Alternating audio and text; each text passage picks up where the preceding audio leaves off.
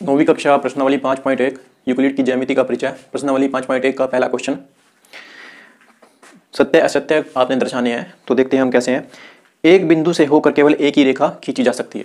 मतलब आपके पास की एक बिंदु है, ये इससे होकर केवल हम एक ही रेखा खींच सकते हैं। मान लें आपने एक रेखा खींच दी इससे गुजरने वाली, तो ऐसा है या नहीं है? हम और भी रेखाएं इससे खींच सकते हैं। ये आपका बिंदु है, इससे जितनी मर्जी रेखाएं खींच लो, इससे हम असंख्य रेखाएं खींच सकते हैं। तो ये बात बिल्कुल क्या है? असत्य है। तो पहली बात क्या आएगी इसकी? असत्य।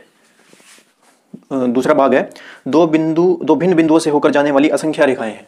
तो दो बिंदु हमने लिए, इनसे एक रेखा खींच दी, तो दूसरी जब रेखा हम किसी दूसरी डायरेक्शन में खींचेंगे तो इस बिंदु से नहीं जाएंगी। तो ये बात बिल्कुल क्या है?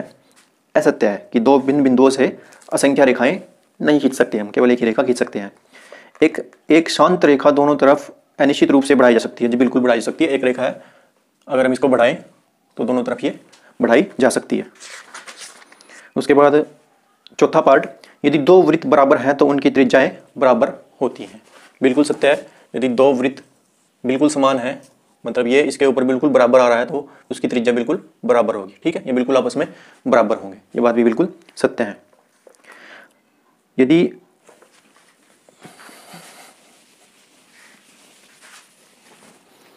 उसके बाद पांचवा पार्ट, आकृति में यदि ए बी बराबर पी क्यू है और पी क्यू बराबर एक्स वाई है,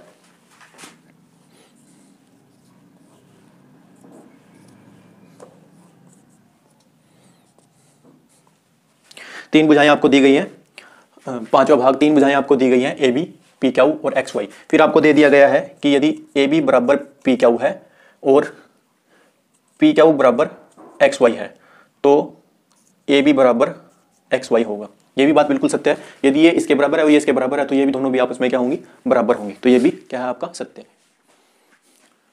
नौवीं कक्षा प्रश्नावली 5.1 का दूसरा क्वेश्चन, कुछ परिभाषाएं आपने बतानी है। पहला क्वेश्चन, दूसरे क्वेश्चन का पहला भाग, समांतर रेखाएं। तो समांतर रेखाएं वो रेखाएं होती हैं इस तरह जो आगे बढ़ाने पर या पीछे बढ़ाने पर कभी भी एक दूसरे को नहीं छूती। ठीक है, तो इस प्रकार की रेखाएं जो आगे बढ़ाने पर पीछे बढ़ाने पर एक दूसरे को ना छुए, वो समांतर रेखाएं कहलाती हैं। बिल्कुल रेल की पटरी की तरह साथ साथ चलेंगी। ठीक है। दूसरा है लंब रेखाएं। तो लंब रेखाएं, दो रेखाएं मैंने ली हैं, ए बी और पी क्यू। तो पी क्यू रेखा यहाँ ए बी पर क्या है? लंब है। तो ऐसी सीधी खड़ी रेखा जो एक बड़ी रेखा पर आसन्न कोण बनाए, ये आसन्न कोण है, ये आसन्न कोण बनाए, वो क्या कहलाती है? लंब रेखाएं।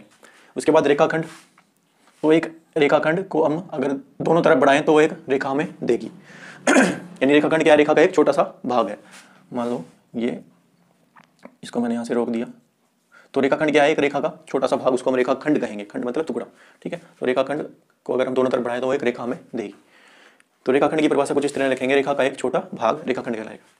वृत्त की त्रिज्या, वृत्त की त्रिज्या यानी एक ऐसी रेखा, ये वृत्त है, एक ऐसी रेखा जो वृत्त के केंद्र को वृत्त के सिरे से मिलाए, ओ ए क्या है इसमें? वृत्त की त्रिज्या है। तो वृत्त की त्रिज्या क्या कहेंगे? एक ऐसी रेखा जो वृत्त के केंद्र को वृत्त के सिरे से मिलाए, वो वृत्त की त्रिज्या कहलाती है। वर्ग, वर्ग एक ऐसी आकृति है जिसकी चारों भुजाएं समान होती हैं और चारों कोण समान होते हैं।